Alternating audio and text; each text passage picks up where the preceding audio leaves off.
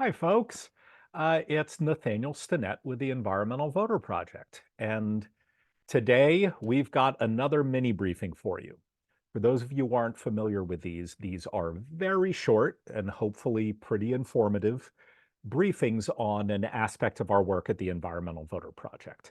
Today, we are going to be discussing the behavioral science that underpins our our phone bank messaging. And then we're also going to get into a little bit of how we know that these messages are actually impactful and actually increasing turnout.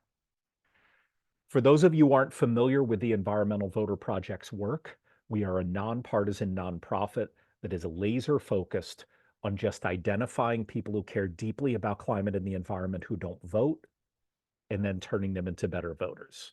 We work with thousands of volunteers around the country. We're active in hundreds of elections each year, and we're making a really, really big impact on the electorate, increasing by pretty dramatic numbers the number of environmentalists who are consistent voters.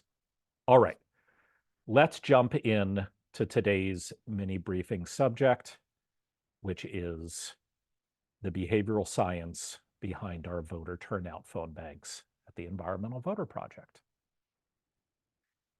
As any of you know, if you've phone banked with EVP before, we have a long script that has a lot of answers to questions that might come up, or a lot of kind of like decision trees where if the voter says X, well, then here are the options. And if the voter says Y, well, then here are the options. But at its most basic is just the introductory paragraph, which goes something like this. Hi, is George available? This is Nathaniel, a volunteer with the Environmental Voter Project. The Nevada state primary election is on Tuesday, and ballots were mailed to all active registered voters. Will you be voting by mail, by drop box, or in person on election day? Obviously, this is a script for the Nevada state primary election that happened a few months ago, but this is basically how all of our volunteer phone bank scripts work. This must seem pretty simple to many of you, and it is pretty simple by design. But there's also a lot of really sophisticated behavioral science that underlies this really, really brief introductory section. And we're going to go through it step by step. First, we have the caller identify as a volunteer. Explicitly volunteer delivered messaging has been shown in multiple experiments to be more impactful than messages where it's not clear whether a volunteer is delivering it, or messages where people know that someone who is not a volunteer is delivering it. So the first important piece of this that already starts increasing the effectiveness of the message is to have the caller identify themselves as a volunteer. It's much more likely that someone's going to stay on the phone, and it's much more likely that the message you deliver is going to be impactful. All right. The next thing, in some states where ballots are delivered, or let's just pretend that we're not in one of those states. If you're in a state where early voting has already begun, it's really important to have an upfront warning about something that has already started. It's kind of a hook that gets into the voter's brain. Hey, this thing has already started that you're supposed to be aware of. Like, you should have received your ballot already, or early voting has already begun in your state. This is important for a few reasons. One, as we all know, sometimes people hang up before you can even get through your opening spiel here. And it's important that you just deliver this really, really important piece of information to them. But two, it starts hinting at a little bit of FOMO, a little bit of fear of missing out, as though there's this thing that's already happening that you should be a part of. This thing is already going on around you. All right. The next thing is something that fancy behavioral scientists call choice architecture, which is really just a fancy way of saying the way this last question is asked makes it almost impossible, or not impossible, but it makes it really hard for someone to just say, oh, I'm not voting at all, because that's not an option that we give them. We say, will you be voting by mail, by Dropbox, or in person on election day? We're saying, are you going to be A, B, or C? Which makes it a little bit harder for someone to say, oh, no, I'm going to be D, or I'm going to be Q, or I'm going to be Z. We don't have not voting as an option. And so that makes it more likely that even a pretty inconsistent or awful voter, which are the only people we're calling at the Environmental Voter Project, it makes it much more likely that they're going to say one of these choices. They're going to say, oh, I'll probably vote on election day.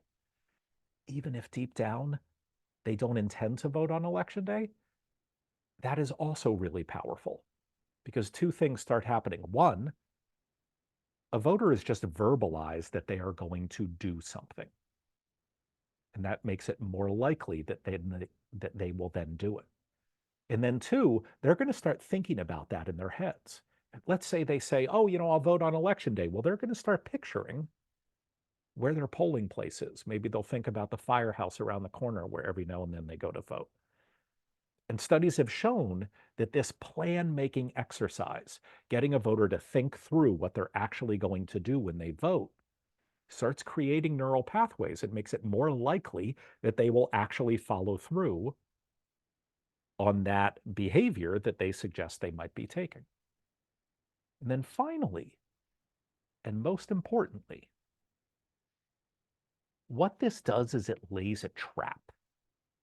Because simply by getting a low propensity voter to say that they are going to vote, well, now you can follow up with that voter, or another volunteer at the Environmental Voter Project can follow up with that voter closer to election day and say, hey, George, this is Nathaniel with the Environmental Voter Project. I just want to remind you that a few weeks ago, you said that you were going to be voting on election day. Well, Tuesday's election day, and that's your opportunity to follow through on your promise, which we know is important to you. Well, now we're taking advantage of a super strong societal norm that chances are George or many other voters want to adhere to, they want to fit into.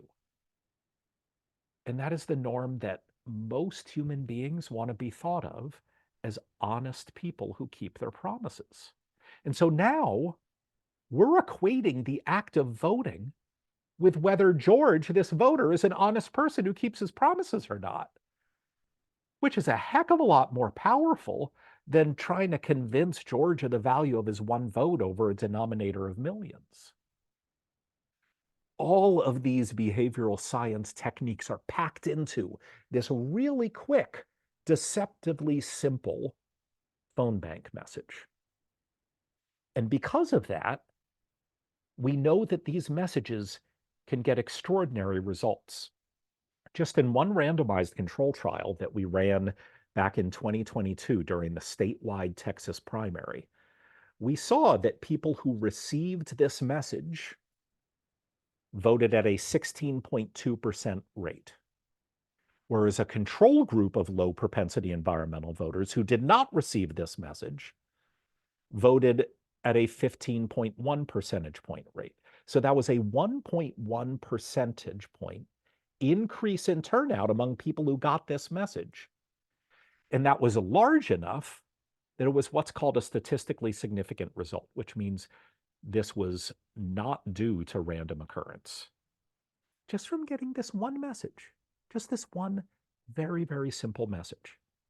And so when you are phone banking with the Environmental Voter Project, not only can you rely on the fact that in previous elections, this message has been shown to increase turnout, but also now hopefully you understand a little of the reason behind why this increases turnout, because there's a lot of really sophisticated behavioral science stuffed into this very, very simple message.